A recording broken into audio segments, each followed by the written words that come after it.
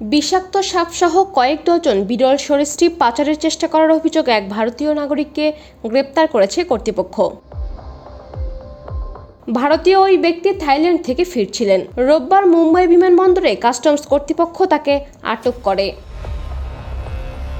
Customs কর্মকর্তারা জানিয়েছেন, তার লাগেজ থেকে 47টি বিষধর ভাইপার সহ বিভিন্ন বিরল সরীসৃপ উদ্ধার করা হয়েছে। সরীসৃপগুলো ভারতীয় বন্যপ্রাণী সংরক্ষণ আইনের আওতায় জব্দ করা হয়েছে।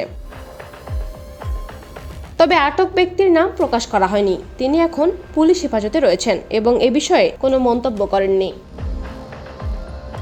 কাস্টমস কর্তৃপক্ষ সামাজিক যোগাযোগ মাধ্যম এক্সে এক পোস্টে সাপের রঙিন ছবি প্রকাশ করেছে। পোস্টে জানানো হয়, আটক ব্যক্তির কাছ থেকে 3টি স্পাইডার টেইল হর্ন ভাইপার, 5টি এশিয়ান লিফ টার্টল এবং 44টি ইন্দোনেশিয়ান পিচ ভাইপার উদ্ধার করা হয়েছে। তবে সরীসৃপগুলো কোথা থেকে আনা হয়েছিল তা এখনও জানা যায়নি।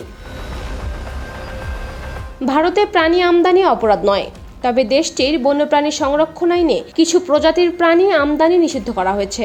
এর মধ্যে রয়েছে বিপন্ন প্রাণী বা সরকার থেকে সুরক্ষিত ঘোষণা করা প্রাণী।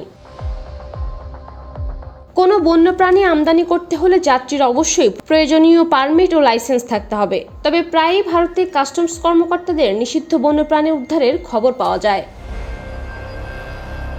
এর আগে জানুয়ারিতে দিল্লি বিমানবন্দরে এক কানাডিয়ান নাগরিকের লাগেজে কুমিরের খুলি বহন করার অভিযোগে আটক করা হয়। এর এক মাস পর মুম্বাই বিমানবন্দরে এক যাত্রীকে 5টি সিয়ামাং গিবন্স সহ আটক করা হয়। এই ছোট বানরগুলো ইন্দোনেশিয়া, মালয়েশিয়া ও থাইল্যান্ডের জঙ্গলে পাওয়া যায়। উল্লেখ্য, 2019 সালে চেন্নাই বিমানবন্দরে থাইল্যান্ড থেকে আসা এক যাত্রীর কাছ থেকে একটি হর্নড পিট ভাইপার সাপ, 5টি ইগুয়ানা, 4টি নীলজিহ্বা স্কিক, 3টি সবুজ গেগো ব্যাং এবং 22টি মিশরীয় কচ্ছপ জব্দ করা হয়।